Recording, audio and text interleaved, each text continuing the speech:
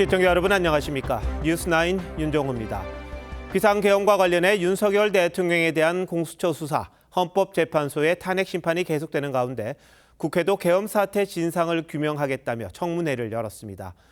그동안 알려진 것 외에 새로운 사실들이 드러난 건 별로 없는 것 같은데요. 여전히 당사자들끼리 공방만 이어지는 모양새입니다. 오늘은 특히 윤 대통령이 어제 헌법재판소에서 한 주장들을 놓고 하루 종일 진실 공방이 이어졌습니다. 핵심 쟁점은 윤 대통령이 계엄 관련 조치를 국무위원에게 전달을 했는지, 정치인 체포를 지시했는지 등이었습니다. 당시 어떤 일이 있었는지 진실을 찾아가는 걸로 뉴스9 문을 열겠습니다. 먼저 이태희 기자가 보도합니다. 비상계엄 당일 국무회의에 참석했던 조태열 외교부 장관은 윤석열 대통령에게 직접 쪽지를 받은 건 맞다고 인정했습니다. 대통령이 들어가자마자 장관에게 쪽지를 준 거 아닙니까? 그 사실입니다. 쪽지엔 계엄 이후 장관이 취해야 할 조치가 적혀 있었다고 했습니다. 다만 함께 자리에 있던 한덕수 총리는 쪽지 전달 과정을 보진 못했다고 했습니다. 굉장히 충격적인 상황이어서 전체적인 것들이 기억을 하기가 굉장히 어렵습니다. 계엄 관련 쪽지는 당시 경제부총리였던 최상목 권한대행도 받은 적이 있다고 했습니다.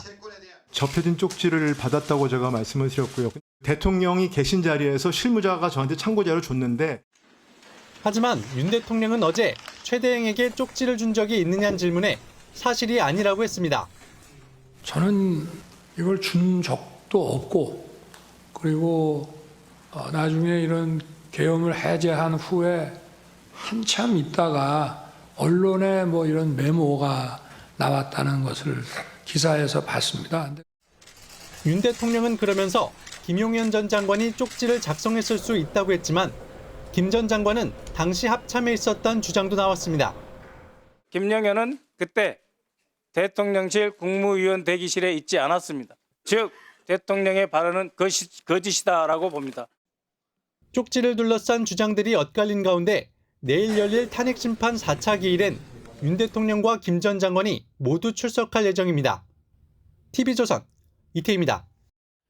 오늘 청문회에는 계엄 당일 윤 대통령으로부터 정치인 체포 지시를 받았다고 주장했던 홍장원 전 국정원 1차장도 출석을 했는데요.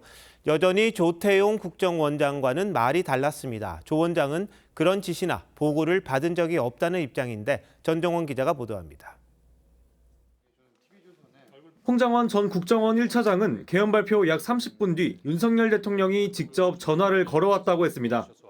싹 다 잡아들이라고까지 말씀하시는 거 보니까 국내에 장기 암약하던 간첩단 사건을 적발했나 보다. 이후 여인영 전 방첩사령관으로부터 체포 대상자 명단을 받아본 뒤에야 뭔가 잘못됐다고 생각했다고 했습니다. 대통령을 좋아해 시키는 건 다 하고 싶었다면서도 체포 명단을 보니 안 되겠더라며 당시 상황을 증언했습니다. 체포 지시는 사실이 아니라고 한 어제 윤 대통령 측 주장과 배치됩니다. 한동훈 여당 대표를 체포하라든지 우원식 국회의장을 체포하라고 지시한 바가 전혀 없습니다. 홍 전 차장은 조태영 국정원장에게 관련 내용을 보고했지만 묵살당했다고 했는데 조 원장은 그런 적 없다고 부인했습니다. 다소 의외의 답을 받았습니다. 내일 아침에 얘기하시죠. 숙부에서 일어나서 가버리셨어요. 저한테 보고하지 않았다는 말씀을 제 명예를 걸고 다시 한번 확인하겠습니다. 조 원장은 홍 전 차장이 경질된 것도 대통령 지시 때문이 아니라 야당 대표에게 전화하라고 조언해 정치 중립 위반으로 생각해 직접 경질을 건의한 거라고 반박했습니다. 반면 홍 전 차장은 윤 대통령 지시를 따르지 않은 불이익으로 판단했다고 했습니다. TV조선 전정원입니다. 청문회 초반부터 이상민 전 행안부 장관과 박성재 법무부 장관 등이 증인 선서를 놓고 충돌을 빚더니 답변을 거부하면서 야당 의원과 치열한 신경전도 벌였습니다. 윤 대통령에 대한 동행명령장 발부를 두고는 여야 간에 고성이 오갔습니다. 신경희 기자의 보도입니다. 청문회 시작 전 박성재 법무장관은 증인들이 한꺼번에 선서를 하는 건 부당하다고 했습니다. 위정의 벌만 경고할 것이 아니고 정언 선서 및 거부권에 대해서도 고지를 하시고 절차를 확인하고 했습니다. 선서하십시오. 박 장관은 선서를 했지만 이상민 전 행안부 장관은 자리에 앉아 선서를 거부했습니다. 모든 증언 거부하려고 뭐하러 이 자리에 나오셨어요? 소환을 하셨기 때문에 나왔습니다. 이 전 장관은 이후 진행된 질의 때도 답변을 거부했습니다. 김용현 전 국방장관의 비서관이었던 양호열 전 행정관도 역시 답변하지 않았습니다. 증감법 3조 제1항과 형사소송법 제148조에 의해서 증언하지 않겠습니다. 그 형사처벌의 우려가 있어서 증언 및 선서를 거부합니다. 신원식 안보실장은 야당의 북풍 유도 공세에 군의 정상적 활동까지 지적하는 건 지양해달라고 반박했습니다.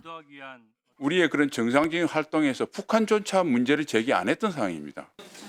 청문회에 나오지 않은 윤 대통령 등 7명에 대해 동행명령장을 발부한 것을 두고는 여야 간 공방이 벌어졌습니다.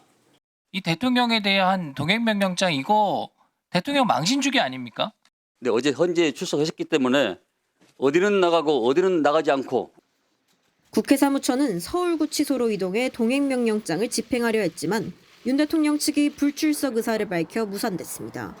TV조선 신경입니다. 공수처가 오늘도 윤 대통령을 강제 구인하려고 시도했습니다. 벌써 3번째로 구치소에 현장 조사실도 마련했지만 성사시키지 못했습니다. 1차 구속 시한이 다가오면서 설 전에 사건을 검찰로 넘길 듯한데 이번 수사에서 공수처가 한 게 뭐냐는 비판이 나옵니다. 류태영 기자가 보도합니다. 오동훈 공수처장이 출근길에 취재진 앞에 섰습니다. 오 처장은 윤 대통령이 공수처 조사를 회피하려는 의도가 의심된다며 유감을 표했습니다. 밤 9시까지 그 구인을 위해서 기다렸고 그다음에 또 그 시간 이후에 우리 구치소에 도착한 것으로 알고 있습니다. 그래서 그러한 점에 대해서는 매우 유감스럽게 생각합니다. 공수처는 조사에 응하지 않는 윤 대통령 3차 강제 구인을 시도했습니다. 오전부터 서울구치소에 검사와 수사관을 보냈지만 6시간 만에 소득 없이 돌아섰습니다. 서울구치소의 요청에 현장 조사실까지 마련했지만 공수처엔 말할 게 없다는 윤 대통령은 꿈쩍하지 않았습니다. 공수처는 윤 대통령이 계엄 당시 사용한 비화폰 서버 기록과 회의록 확보를 위해 대통령실과 관저에 대한 동시 압수수색도 시도했습니다. 하지만 경호처가 승인하지 않아 불발됐습니다. 그래서 좀 승인을 해주시지 그래요? 저희 경호 대상자는 대통령님뿐만 아니라 영부인님도 경호 대상자입니다. 일단 윤 대통령 조사 실패 속에 공수처는 1차 구속 시한인 오는 28일 전에 검찰에 사건을 넘기는 방안을 검토 중입니다. TV조선 류태영입니다. 윤 대통령이 8일째 수감 중인 서울구치소 앞으로 가보겠습니다. 공수처의 강제 구인 시도가 이어지면서 구치소 앞에는 지지자들이 계속해서 자리를 지키고 있다는데 이나라 기자 연결합니다. 이 기자, 오늘도 집회가 계속되고 있습니까? 네, 오늘 오전부터 이어진 윤 대통령 지지자 집회는 조금 전인 오후 7시 반쯤 마무리됐습니다. 여전히 이곳 구치소 앞에는 지지자들이 모여서 자리를 지키고 있습니다. 지지자들은 하루 종일 태극기와 성조기를 흔들며 윤 대통령 이름을 연호했습니다. 오후 5시부터는 윤 대통령 규탄 집회도 열렸습니다. 양측은 경쟁하듯 각각 즉시 석방, 당장 탄핵 구호를 외쳤습니다. 오전 10시 반쯤 공수처 차량이 구치소로 들어갔다가 5시간 뒤 다시 나왔는데요. 집회 참여자들이 미처 차량을 보지 못해 큰 소동은 없었습니다. 윤 대통령이 내일 헌법재판소에 나간다는데 김용현 전 국방장관도 증인으로 나올 예정이죠? 네, 윤석열 대통령은 내일 오후 2시에 예정되어 있는 헌법재판소 탄핵심판 변론기일에 출석할 예정입니다. 오늘 오후 1시 50분쯤 윤 대통령 측 석동현 변호사의 차량이 구치소로 들어갔는데요. 대리인단은 윤 대통령과 헌재 변론을 준비한 것으로 전해졌습니다. 내일 헌재 4차 변론기일엔 비상계엄 핵심 관련자인 김용현 전 장관이 증인으로 채택돼 있는데 윤 대통령과 김 전 장관이 공식 석상에서 대면하는 건 비상계엄 사태 이후 처음입니다. 다만 국회 측이 증인 신문할 때 윤 대통령이 퇴정하거나 가림막을 설치해달라고 요구한 상태라 두 사람이 얼굴을 직접 마주치지 않을 가능성도 있습니다. 지금까지 서울구치소에서 TV조선 이나라입니다. 지난 17일 고위공직자범죄수사처는 현직 대통령에 대한 사상 초유의 구속영장을 청구했습니다. 그런데 그 직후 오동훈 공수처장이 간부 몇 명과 청사 인근 고깃집에서 반주를 곁들여 저녁 회식을 한 사실이 확인됐습니다. 당시 상황이 담긴 CCTV 영상을 저희 취재진이 입수했는데 공수처는 영상이 보도되기 전에는 와인은 없었다고 하더니 저희가 공개하자 해명을 바꿨습니다. 왜 그랬을까요? 조윤정 기자의 단독 보도입니다. 한 남성이 차에서 내려 고깃집에 들어갑니다. 흰색 앞머리가 또렷한 오동훈 공수처장입니다. 오 처장 양 옆으론 이재승 공수처 차장과 평검사 한 명이 앉고 맞은편엔 이대환 차정현 부장검사가 자리를 잡습니다. 공수처 직원이 차에서 와인 한 병을 꺼내오자 각자 잔을 채우고 건배를 합니다. 별도로 맥주병을 따는 모습도 보입니다. 차 부장검사는 손으로 뭔가 막는 신용을 하거나 양팔을 휘저으며 뭔가를 설명하기도 합니다. 차 부장검사는 지난 15일 윤석열 대통령 체포영장 집행을 지휘했습니다. 웃으면서 얘기하시더라고요. 나쁜 분위기는 아니었어요. 오 처장 등이 술을 곁들인 만찬을 한 건 지난 17일로 공수처가 윤 대통령에 대한 구속영장을 청구한 지 약 50여 분 뒤였습니다. 이곳 식당은 공수처 청사에서 10분 정도 떨어져 있습니다. 당시 저녁 자리는 6시 반부터 1시간 20분 정도 이어졌습니다. 회식 다음 날엔 윤 대통령 영장실질심사가 예정돼 있었습니다. 공수처는 해명 과정에서도 논란을 자초했습니다.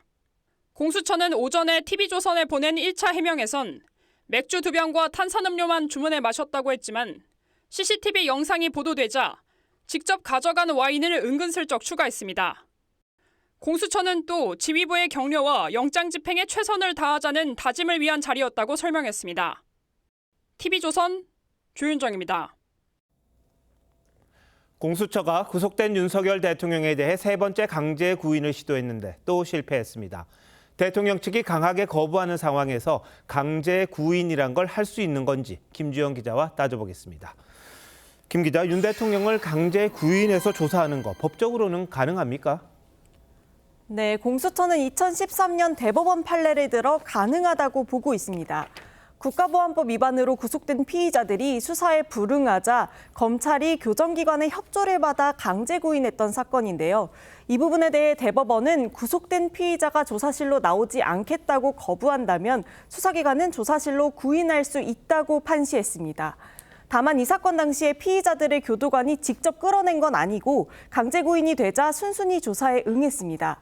법조계에서는 원론적으로는 강제로 끌어내서 조사실로 이동하는 것도 가능하다는 분석이 나옵니다.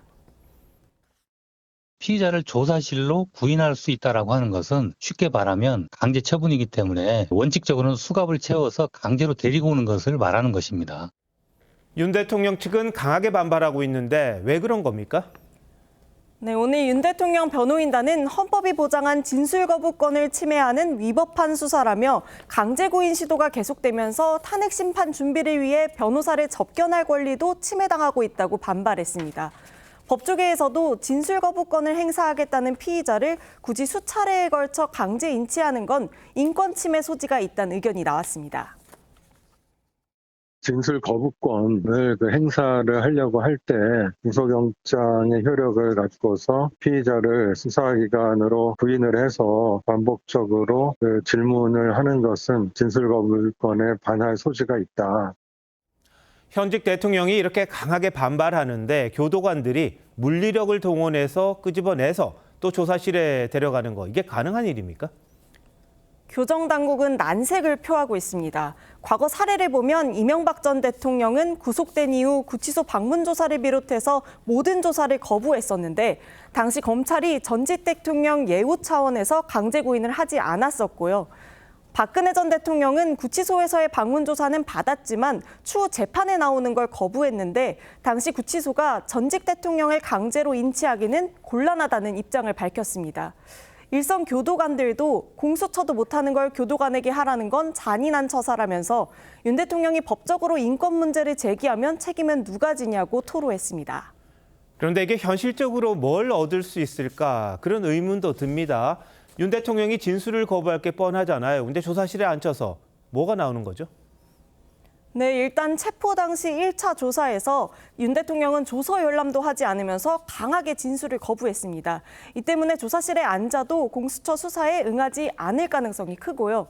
혹시나 진술을 해도 형사소송법 312조에 따르면 수사 과정에서 한 진술을 재판에서 인정하지 않으면 증거 능력을 잃는데요. 이 때문에 강제 구인을 해서 조사실에 앉히는 것이 실효성이 있냐는 지적이 나옵니다. 진술을 했다 하더라도 법정에서 그 진술 내용을 부인하면은 증거 능력이 부정될 게 뻔히 예상이 되기 때문에 굳이 강제 구인할 필요는 없는 거죠. 그러다 보니까 이 실익이 없을 게 뻔한데 공수처가 왜 이렇게 집요하게 윤 대통령을 조사실에 앉히려고 하느냐, 거기에 대해서 의문을 제기하는 분들이 있더라고요. 수사기관의 자존심 때문입니까? 김 기자 잘 들었습니다.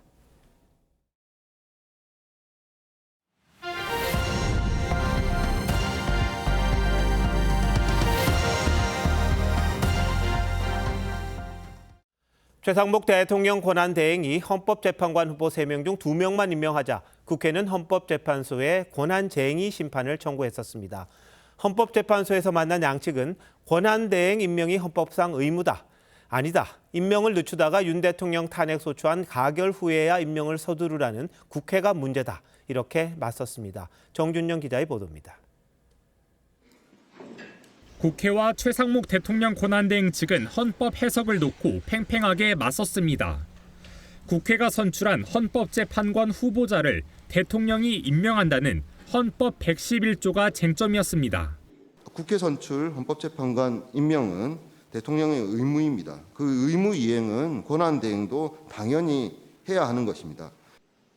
최 대행 측은 의무가 아니라며 여야 합의가 관행이라고 맞받았습니다. 이어 오랜 기간 헌법재판관 임명 의무를 방치해온 국회가 대통령 탄핵소추안이 가결되자 서둘러 재판관을 선출하려 했다고 반박했습니다. 윤 대통령 탄핵을 위한 정치적 의도가 있다는 주장입니다. 최 대행 측은 헌법재판관 임명 문제를 헌재 스스로 판단하는 것도 문제라고 했습니다. 이해관계에 있는 기관으로서 이에 대한 판단 및 권한 행사를 가급적 자제할 필요가 있다는 견해도 있음을 헌재는 변론 절차를 마무리하고 선고 기일을 정해 통지하기로 했습니다. TV조선 정준영입니다. 민주당 주도로 국회가 너무 탄핵을 남발하는 게 아니냐는 지적이 있었는데 이창수 서울중앙지검장 등 검사 탄핵 소추에 대해서는 여러 가지 문제점이 제기됐습니다.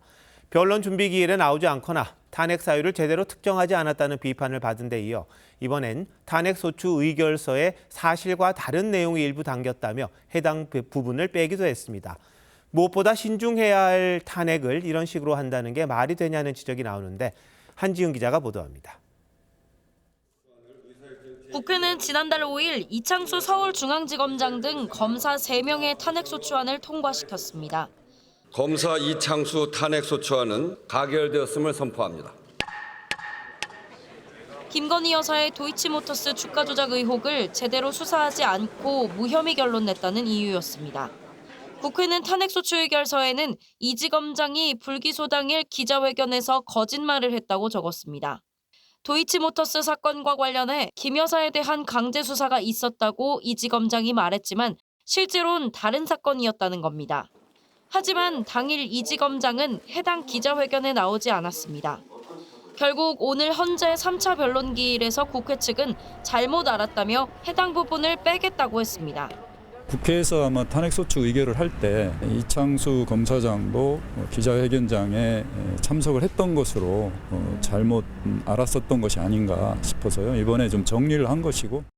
앞서 지난 기일엔 재판관들이 국회 측을 향해 탄핵 사유가 특정되지 않으면 각하될 수 있다며 막연하게 추측이나 짐작으로 탄핵 사유가 있다고 주장하면 판단할 수 없다고 질타한 바 있습니다. 헌재는 오늘 준비 절차를 마치고 다음 달 17일 첫 변론 기일을 열기로 했습니다. TV조선 한지은입니다. 국민의힘은 헌법재판소가 윤 대통령에 대한 탄핵 심판만 속도를 내고 있다며 항의 방문했습니다. 특히 문영배 헌법재판소장 권한대행이 이재명 민주당 대표와 절친한 사이라며 스스로 재판을 회피해야 한다고 했는데 헌재는 별 사이가 아니라고 반박했습니다. 한송원 기자입니다. 국민의힘 지도부와 법사위 소속 의원 11명이 헌법재판소를 찾아 문형배 권한대행과 면담을 요구했습니다. 문 대행과 민주당 이재명 대표의 친분을 주장하며 윤석열 대통령에 대한 탄핵 심판만 빠르게 진행되고 있다는 문제를 제기하기 위해서였는데 만남은 불발됐습니다. 무슨 일정이에요? 외국 기관하고 일정. 문 대행과 이 대표는 사법연수원 동기로 20명에서 30명 규모인 노동법 학회 활동을 함께 했습니다. 저희 동기 중 제일 가까웠던 이제 저희 동기가 일단 이재명 지금 대선 후보였고 지금 현직에는 문형배 헌법재판관 이런 분들이 또 가까웠던 분들이고 권 원내대표는 이런 인연을 근거로 들며 문대행이 이 대표가 제기한 대통령 탄핵 심판을 회피해야 한다고 주장했습니다. 대통령에 대한 탄핵 소추 사건은 매우 성급하게 일주일에 2번씩 변론기를 잡는 등 빨리 진행이 되고 있고 권 원내대표는 또 문대행이 주변에 이 대표의 모친 상가 조문을 언급할 정도로 친분을 과시해왔다고도 했는데 헌재는 입장문을 내고 문대행이 이 대표 모친 상에 문상을 간 적도 조의금을 낸 적도 없다고 반박했습니다. TV조선 한송원입니다. 최근 이재명 민주당 대표의 우클릭 행보가 두드러지고 있습니다. 회의 때 내건 현수막 문구가 윤석열 정부 슬로건과 겹친다는 논란에 좋으면 그만 아니냐고 했고 연일 한미동맹도 강조합니다.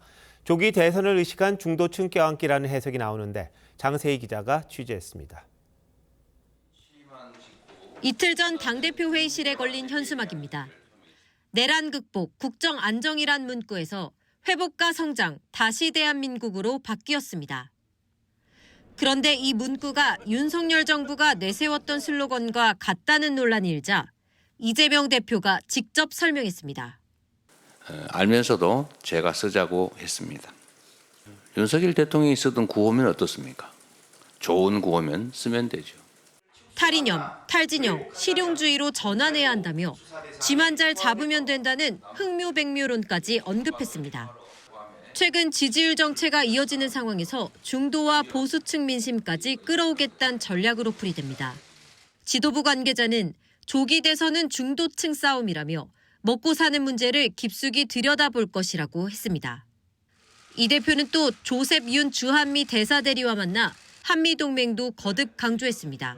앞으로 대한민국이 한미동맹을 더욱더 강화 발전시키고 또 자유민주 진영의 일원으로서 그 책임을 더 확고하게 나가야 된다는 생각을 말씀드립니다. 어젠 이 대표 등 당 소속 의원 80여 명이 참여한 한미동맹 지지 결의안을 발의하기도 했습니다. 국민의힘은 윤석열 대통령 1차 탄핵소추 때 북중러를 적대시했던 걸 탄핵 사유로 담고 중국을 향해 셰셰라고 하면 된다고 했던 이 대표가 이제와 한미동맹 코스프레를 한다고 비판했습니다. TV조선 장세희입니다. 서부지법에서 난동을 부린 혐의를 받는 56명이 추가로 구속됐습니다. 이로써 서부지법 난동 사태로 구속된 사람은 모두 58명으로 늘었습니다. 김예나 기자입니다.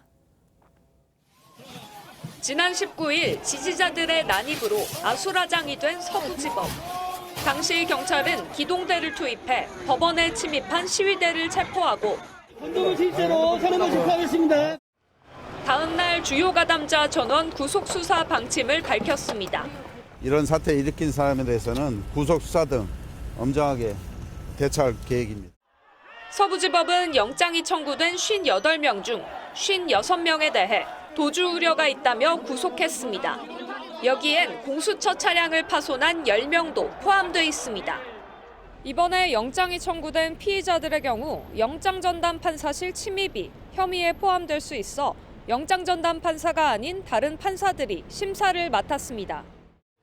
법조계에선 엄한 처벌을 예상합니다. 일반 건조물이 아니고 관공서라는 거고 범행 목적도 사실은 납득하기 어려운 거니까 일반 범죄보다는 훨씬 높은 권고 범위가 나오겠죠. 법관대표회의는 사회가 용인할 수 있는 선을 넘었다는 입장문을 냈습니다. 오늘 구속을 면한 2명은 안전고가를 경찰에 집어던진 혐의를 받는 19살 남성과 영화감독이라고 주장한 40대 남성으로 전해졌습니다. TV조선 김예나입니다. 경찰은 아직 체포되지 않은 난동 혐의자 50여 명도 추적하고 있습니다. 머리카락과 지문 같은 현장 증거를 채취해 감식을 벌이고 있습니다. 신유만 기자입니다. 서부지법 안에서 건장한 남성이 철제 차단봉을 집어들고 유리창을 깹니다. 경찰 방패나 소화기 등 서부지법 침입자들이 맨손으로 만진 도구엔 지문이 남아 있습니다. 경찰은 지난 19일 새벽 서부지법에 불법 침입한 사람들이 총 100여 명인 것으로 추정하고 있습니다. 아직 50여 명은 못 잡은 겁니다. 경찰은 현장에 남은 머리카락, 땀, 침 등도 수거해 국립과학수사원에 DNA 감식을 의뢰했습니다. 난동 피의자 대부분이 마스크와 모자로 얼굴을 가렸지만 경찰은 주변 CCTV를 샅샅이 뒤져 동선을 끝까지 추적할 방침입니다. 경찰 관계자는 지문과 DNA 감식, CCTV 동선 추적, 휴대폰 위치 추적까지 가능한 모든 걸 종합 분석해 피의자를 특정하고 있다고 했습니다. 이와 별도로 온라인에 판사나 정치인 협박글을 올린 55명에 대한 수사에도 속도를 내고 있습니다. 경찰은 윤 대통령 체포적부심을 기각한 판사에 대해 위협글을 쓴 게시자 등 3명을 붙잡았습니다. 경찰 국가수사본부는 흉악범죄 예고글을 게시하는 행위는 공동체를 위협하는 중대한 범죄라며 신속하게 추적, 검거하겠다고 밝혔습니다. TV조선 신유만입니다. 전북 부안과 광주의 전통시장에서 잇따라 화재가 발생했습니다. 설 연휴 대목을 앞두고 평소보다 많은 물건을 준비해둔 터라 상인들의 상심이 큽니다. 박건우 기자입니다. 벌겋게 타오르는 상점 안으로 소방대원이 연신 물대포를 쏘아대고 다른 대원은 갈퀴를 이용해 유리창을 깨며 진화를 돕습니다. 어젯밤 영업을 마친 전북 부안의 수산시장에서 불이 났습니다. 소방당국은 1시간 반 만에 불길을 잡았습니다. 이 건물 안에 점포 26개 가운데 11개가 불에 탔습니다. 광어와 우럭 등 수산물은 떼죽음을 당했습니다. 설 대목을 앞두고 평소보다 많은 물건을 떼어놓은 상인들은 막막하기만 합니다. 이런 날벼락이 없어. 이자 끊고 뭐 보험 나가고 그 부분들을 어떻게 해소를 해야 될까 지금 막막해요. 비슷한 시간 광주의 한 시장 점포에서 벌건 불빛이 번쩍이더니 순식간에 화염으로 뒤덮입니다. 소방대원들은 30분 만에 불을 껐지만 점포 9곳이 소실됐습니다. 썰렁하고 지금 언제도 모르요. 가슴만 벌렁벌렁해요. 기름들이 비싸니 그래서는. 소방당국은 두 시장 화재의 원인을 조사하고 있습니다. TV조선 박건우입니다. 정부가 제주항공 참사 후속 대책으로 공항에서 콘크리트 둔덕을 없애기로 했습니다. 무안공항을 포함한 7개 공항이 대상인데 자세한 내용은 서영일 기자가 보도합니다. 179명의 생명을 앗아간 제주항공 참사. 참사가 발생한 무안공항은 활주로 끝 안전구역이 짧은 데다 콘크리트 둔덕이 설치돼 있어 피해를 키웠습니다. The passengers were killed by hitting a solid structure just over the end of the runway, where a solid structure should not be. 국토부는 전국 15개 공항에서 콘크리트 둔덕이나 철골 구조로 된 로컬라이저 시설을 개선하기로 했습니다. 무안공항을 포함해 모두 7개 공항이 대상인데 흙을 덮어 활주로와 로컬라이저의 높이차를 없애고 기초 지지대는 지하화하거나 부러지기 쉬운 재질로 교체하겠다는 겁니다. 광유각 시설 기초대는 지면 아래 설치되어야 하며 불가피한 경우더라도 지면이 7.5cm 이상 돌출되지 않아야 합니다. 활주로 안전구역도 확장합니다. 최소 90m가 기준인데 국제 민간항공기구 권고대로 240m까지 확장할 예정입니다. 안전구역 길이가 240m보다 짧은 공항은 무안, 김해, 여수공항 등 7곳입니다. 만약 안전구역 확장이 여의치 않을 경우엔 활주로 이탈방지 시설을 도입해 안전성을 확보하겠다는 계획입니다. 하지만 방위각 개선 비용만 200억 원에 달하는 데다 주변 부지 매입에 얼마만큼의 자금과 시간이 소요될지도 불분명해 문제 해결까지는 최소한 수년이 걸릴 거란 지적도 나옵니다. TV조선 서영일입니다.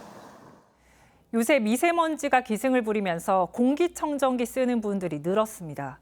공기청정기 내부 필터는 주기적으로 교체해야 하는데 정품 대신 저렴한 호환용 제품을 사용하는 경우도 많습니다. 그런데 일부 호환용 필터에서 사용이 금지된 가습기 살균제 성분이 검출됐습니다. 윤우리 기자입니다. 미세먼지 증가로 요즘 필수 가전이 된 공기청정기. 악취나 유해가스를 걸러내는 탈취 필터를 주기적으로 교체해야 하는 제품이 대다수입니다.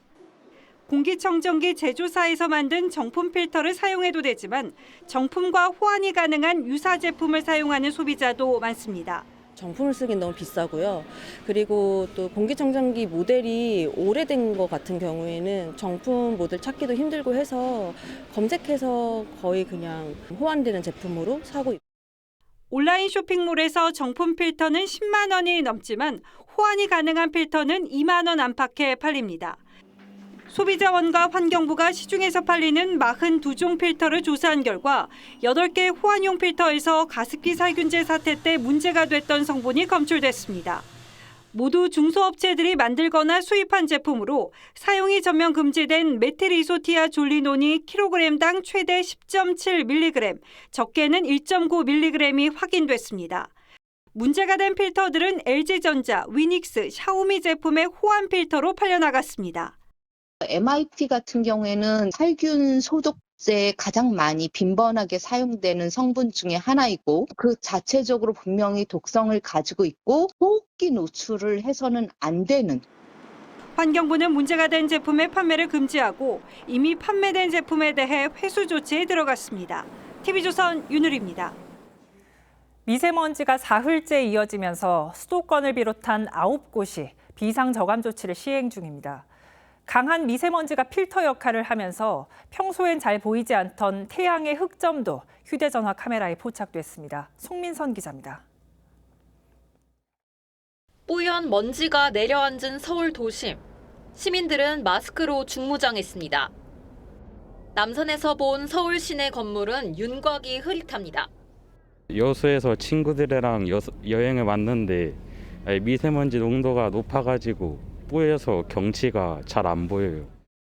현재 서울 도심은 고농도 미세먼지로 뒤덮여 사흘째 초미세먼지주의보가 내려진 상태입니다. 대기 정체로 먼지가 계속 쌓인 데다 그제부터는 중국에서도 먼지가 들어와 전국 대부분 지역에서 초미세먼지 농도는 나쁨 수준을 기록했고 오전 한때 매우 나쁨 수준까지 보였습니다. 수도권과 충남에 이어 전국 9개 시도가 미세먼지 비상저감 조치에 들어갔습니다. 미세먼지로 하늘이 흐려져 태양의 흑점까지 휴대전화 카메라에 포착되기도 했습니다. 미세먼지가 자연 필터 역할을 한 겁니다. 내일 오후부터 일부 중서부 지역을 제외한 대부분 지역에서 원활한 대기 확산으로 농도가 낮아질 것으로 예상됩니다. 기상청은 오는 금요일 전국적으로 미세먼지 농도가 보통 수준을 회복할 것으로 내다봤습니다. TV조선 송미선입니다.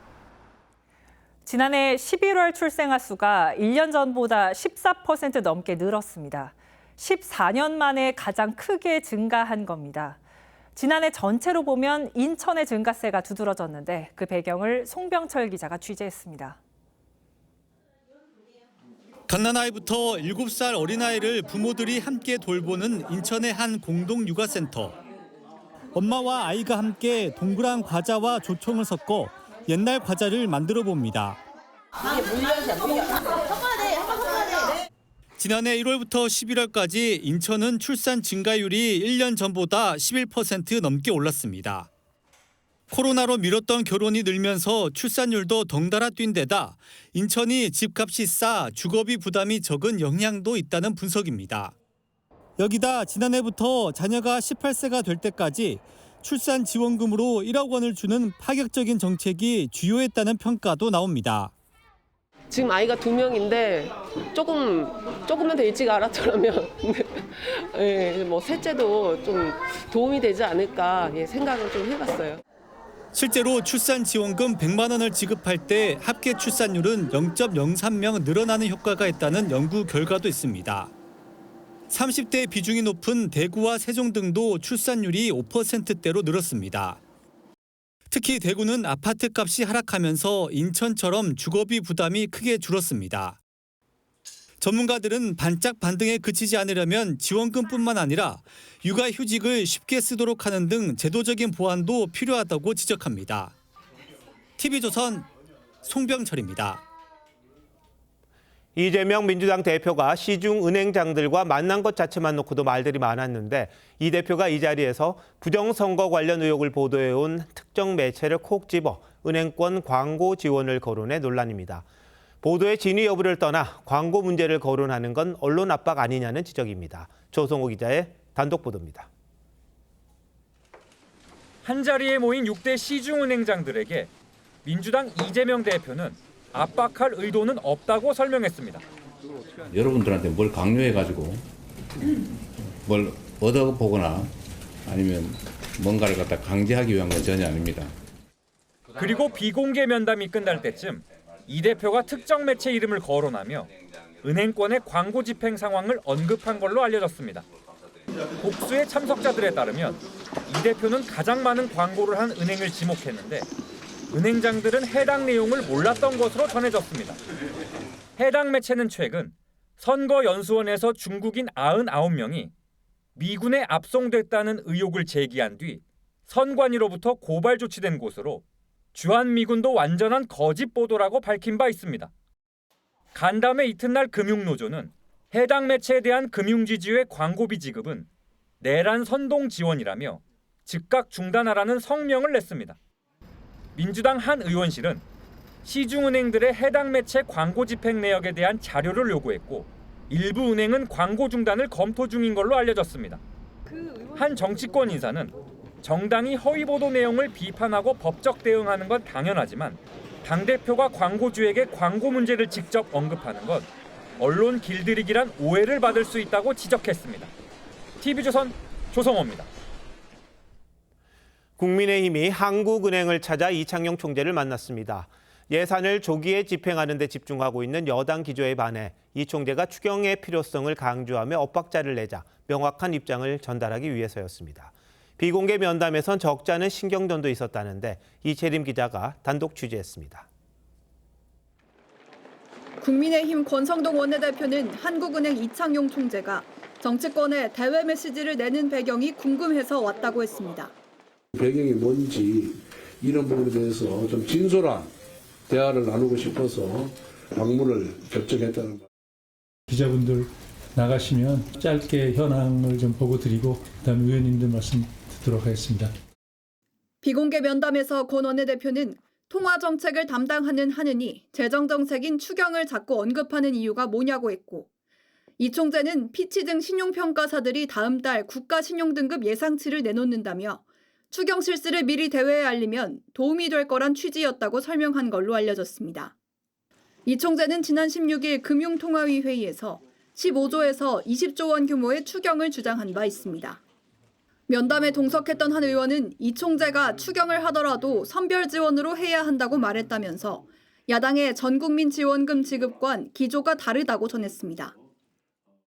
이 총재는 교육과 부동산 등 각종 현안의 메시지를 내는 것이 정치적 행보로 읽힐 수 있다는 여당의 지적에 정치할 생각은 전혀 없다고 선을 그었습니다. 여당에선 어제 최상목 권한대행이 추가 재정 투입이 필요하다는 의견이 있다며 추경을 시사한 발언에 대해 야당 눈치를 보냐고 비판했는데 기재부는 입장문을 내고 정부는 현재 추경을 검토하고 있지 않다고 밝혔습니다. TV조선 이채리입니다. 조기 대선에 대해 말을 아끼는 여권에서도 슬슬 출마 얘기가 나오고 있습니다. 오세훈 서울시장이 깊이 고민하고 있다고 밝혔고 유승민 전 의원은 자신이 후보가 돼야 이재명 민주당 대표를 이길 수 있다고 말했습니다. 홍준표 대구시장은 이미 생각을 밝혔었죠. 고승영 기자의 보도입니다. 오세훈 서울시장은 조기 대선이 치러질 경우 출마할 것인지를 묻자 즉답을 피했습니다. 확정되지 않은 사실을 전제로 가정을 해서 대선 출마 여부를 말씀드리는 것은 일로도 너무 이른 행보라고. 하지만 곧바로 출마의 뜻이 있음을 내비쳤습니다. 오늘은 깊은 고민을 하고 있다라는 말씀을 답변으로 드립니다. 오 시장은 사선 서울시장의 경험은 개인의 역량이 아닌 공공재라며 대선 후보로서 경쟁력이 있음을 강조했습니다.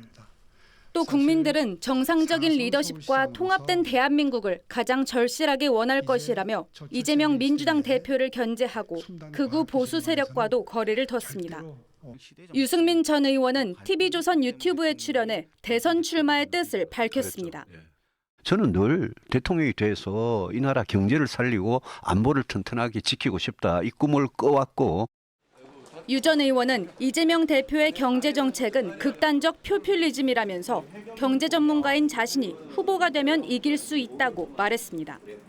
홍준표 대구시장도 자신의 SNS에 차기 대선 후보 자격으로 8년 만에 워싱턴을 방문했다며 대선 출마 의지를 거듭 드러냈습니다. TV조선 고승현입니다. 미 트럼프 대통령이 다음 달부터 중국에 10% 추가 관세를 부과하는 방안을 논의하고 있다고 밝혔습니다. 트럼프의 관세 압박이 본격화하면서 우리나라의 부담도 커지고 있습니다. 여기에 AI 산업에 대규모로 투자한다는 계획도 내놨는데 중국을 꺾고 기술 패권을 확고히 하려는 전략으로 풀이됩니다. 김자민 기자입니다. 도널드 트럼프 대통령이 이번에는 중국의 관세 카드를 꺼내 들었습니다. 다음 달 1일부터 중국산 제품에 10%의 추가 관세를 부과할 수 있다고 언급한 겁니다. We're talking about a tariff of 10% on China based on the fact that they're sending fentanyl to Mexico and Canada. 우리나라 입장에선 단기적으로 반사 이익을 얻을 수도 있지만 잇따른 관세 인상 기조는 결국 압박으로 돌아올 거란 관측이 나옵니다. 실제 트럼프는 취임 당일 캐나다와 멕시코에 대한 관세 인상 방침을 발표한 데 이어 무역 적자를 이유로 유럽연합도 매우 나쁘다고 압박하고 있습니다. 트럼프는 전 세계 AI 패권을 확고히 하기 위한 천문학적 투자 계획도 내놨습니다. 챗GPT의 오픈AI와 오라클, 소프트뱅크 등 세계 기업이 AI 합작 회사 스타게이트를 설립한다며 미국 역사상 최대 규모의 AI 투자라고 강조했습니다. A new American company that will invest $500 billion at least in AI infrastructure in the United States. 중국의 AI 굴기를 본격적으로 견제하는 거란 분석이 나오는 가운데 가뜩이나 고전하는 한국 AI 기업들은 격차가 더 벌어질 위기에 처했다는 우려가 커지고 있습니다. TV조선 김자민입니다. 튀르키예 스키장 리조트에서 화재가 발생해 최소 76명이 숨지고 51명이 다쳤습니다. 방학을 맞아 가족 단위로 온 사람들이 많았는데 튀르키예는 국가 애도의 날을 선포했습니다. 이정민 기자입니다. 건물 지붕에서 불길이 치솟습니다. 진화 작업은 날이 새도록 계속됩니다. 현지 시간 21일 새벽 3시 반쯤 튀르키예 볼루주의 12층짜리 스키장 호텔에서 화재가 발생했습니다. 최소 76명이 숨지고 50명 넘게 다쳤습니다. 76 canımızla ilgili buradan tabii Sağlık İl Müdürlüğü koordinasyonunda kimlikleri tespit edilen Bolu'da 당시 호텔은 234명이 투숙 중이었는데 대부분 방학을 맞아 가족 단위로 온 경우였습니다. 4층 식당에서 시작된 불은 순식간에 다른 층으로 번졌습니다. Kıyamet gibiydi yani, evet. Anında yani yarım saat gibi süresi neredeyse otelin komple sardı yani şey yere düşsünler diye, yani atlayan olursa dedi, yumuşak yere düşsünler diye. 투숙객들은 창밖으로 뛰어내리거나 침대볼을 밧줄처럼 붙잡고 탈출을 시도했습니다. 이 과정에서 사망자가 나오기도 했습니다. Bu 11. kattan bir arkadaşımız atladı. İşte inmeye çalıştılar. Arkadaş çarşafla inerken çarşafı koptu. O maalesef kafası üstü düştü. 소방차는 1시간이 지나서야 도착한 데다 외벽이 목재 재질이어서 화를 키웠습니다. 화재 경보기가 제대로 울리지 않았다는 증언도 나왔습니다. 에르도안 대통령은 국가 애도의 날을 선포했고 수사당국은 호텔 소유주 등 9명을 체포해 화재 원인을 조사 중입니다. TV조선 이정민입니다. 멸종위기 동물들이 생존을 위해 고군분투하는 모습이 카메라에 포착됐습니다. 긴전박이 올빼미와 담비 가족들이 먹잇감을 사냥하는 모습, 노루와 너구리가 경쟁자를 물리치는 모습들이 담겼는데 직접 보시죠. 박지훈 기자입니다. 자정이 다 된 시각, 숲속은 온통 칠흑 같은 어둠입니다. 갑자기 나무 위에서 두 개의 눈빛이 번쩍이더니 순식간에 사라집니다. 멸종위기 2급 긴전박이 올빼미가 하늘다람쥐를 사냥하는 순간입니다. 담비 가족이 갈색 털을 휘날리며 눈밭을 질주합니다.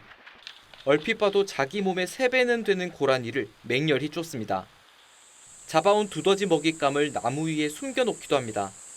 호랑이와 표범이 사라진 우리나라에서 담비는 최상위 포식자입니다. 사냥 능력이라든지 행동권이라든지 이런 것들에 대한 범위가 커서 무리 생활을 통해 가지고 고라니와 같은 몸집이 큰 동물도 사냥이 가능해서 수컷노루 2마리가 기다란 뿔로 서로를 공격합니다. 짝짓기철, 암컷을 두고 경쟁을 벌이는 겁니다. 사기 영역 표시를 한 자리에 너구리가 나타나 몸을 비빕니다. 먹이를 놓고 경쟁하는 사기 흔적을 몰래 지우려는 몸짓입니다. 국립공원은 다양한 야생동물이 살아가는 서식처입니다. 앞으로 국립공원의 자연 생태계가 건강하게 유지될 수 있도록 서식지 보존에 최선을 다하겠습니다. 멸종위기 동물들이 살아남기 위해 펼치는 치열한 노력들은 지금 이 시각에도 계속되고 있습니다. TV조선 박재훈입니다.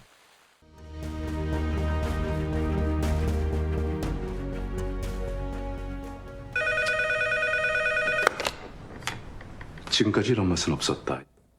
국민 영화죠. 마약반 형사들이 범죄 조직을 소탕하기 위해 위장 창업을 합니다. 치킨 장사를 하며 때를 노리지만 번번이 실패. 급기야 범인을 잡겠다고 만든 수면제 넣은 맥주에 팀장이 쓰러집니다. 일이 중간에 잘못될까 봐. 그냥 조급한 마음에. 급하다고 안달하며 수단과 방법을 가리지 않아 탈이 난 겁니다. 흔히 작은 흠을 들춰내 불평할 때 트집 잡는다라고 합니다. 트집은 선비들이 쓰는 가세 끝을 둥글게 모양 잡는 일입니다. 인두로 적당히 온도를 맞춰 조금씩 지져가며 만드는데 숙련된 기술을 못되게 이용해 트집을 일부러 많이 잡아 수선비를 요구하는 경우도 있었다고 합니다. 과한 트집 잡기에 마음 상한 갓 주인과 시비 붙는 일이 많다 보니 지금처럼 조그마한 흠집을 잡아 불평하거나 말썽 부린다는 뜻으로 변했습니다. 지난 총선 때 이른바 지상파 3사의 출구조사 발표치입니다. 민주당의 압승은 맞췄습니다만 짚고 넘어가야 할 건 의석수 예측이 오차 범위를 넘어섰다는 점입니다. 예측이 틀린 겁니다. 출구조사는 현장에 가서 직접 투표한 유권자들까지 조사하는 거라 일반 여론조사보다는 정확하다고 알려져 있죠. 그런데도 틀렸습니다. 이걸 두고 민주당이 문제가 있다고 지적한 적은 없습니다. 최근 여론조사는 민주당이 생각했던 것과 달리 흘러갑니다. 여당 지지율은 오르고 야당 지지율은 내려가는 비상계엄이 가져온 후폭풍이 엉뚱하다고 느낄 만도 합니다. 여론조사기관을 조사하고 법을 고쳐 깐깐하게 조사하게 만들겠답니다. 민주당의 우호적이라는 곳의 여론조사까지 비슷한 경향을 보이고 있는데 그럼 그것도 같이 조사해야 하지 않을까요? 여론조사 결과에 일희일비하는 모습, 여론조사 만능주의가 가져온 부작용이기도 합니다. 오차범위라는 게 있는 여론조사를 무시하고 0.001%라도 더 나오면 단일화 후보가 되는 방식. 비과학적이지만 하나의 룰이 됐습니다. 그러다 보니 어떻게든 자기에게 유리하게 숫자만 나오면 된다, 이런 생각 아닌지 걱정입니다. 민주당 지도부와 만난 원로들이 한 말이 있습니다. 여론조사 결과를 가벼이 생각하지 마라, 쓴소리죠. 트집을 잡기보다 큰 흐름을 보고 스스로를 돌아보는 게 옳습니다. 기술자가 재간 부리지 않고 트집을 제대로 잡아야 멋진 갓이 됩니다. 1월 22일 앵커 칼럼 오늘 트집도 트집 나름이었습니다.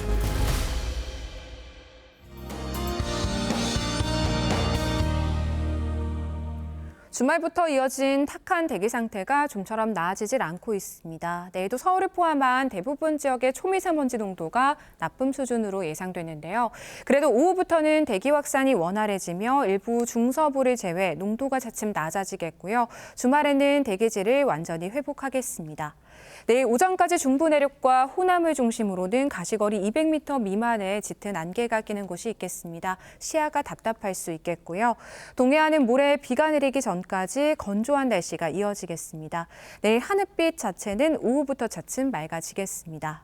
출근길 기온은 서울이 영하 2도로 오늘보다 4도가량 낮겠습니다. 낮 기온은 오늘과 비슷할 텐데요. 서울이 7도, 광주 12도, 울산 13도까지 올라서 추위가 쉬어가겠습니다. 다음 주 월요일 전국에 눈과 비가 내리며 설 연휴 기간 동안 날이 다시 추워지겠습니다. 날씨였습니다.